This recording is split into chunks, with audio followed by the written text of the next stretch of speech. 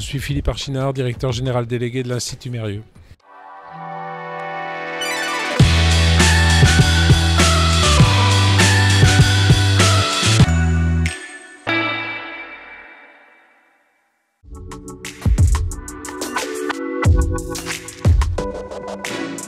La famille Mérieux est à l'origine de la biologie industrielle à Lyon. Elle est acteur de l'écosystème.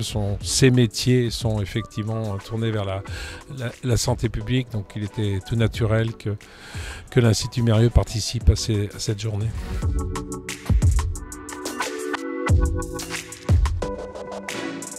Oui, il peut revenir à condition de changer quand même pas mal de choses. Et bon, on a pu l'évoquer dans différentes tables rondes, mais les financements, on a en Europe et en France en particulier un déficit de financement. On a au niveau des régulateurs, il faut retrouver une expertise qui nous permette de faire plus d'études cliniques en France. On a une perte de part de marché qui est assez conséquente dans les 10 dernières années, et ça c'est pas acceptable parce que l'innovation commence au niveau des études cliniques.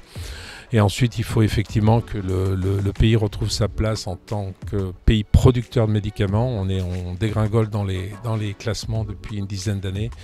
Et ça, c'est très pénalisant parce qu'effectivement, du coup, le coût des médicaments devient un problème de balance commerciale et pas seulement de prix pour l'innovation.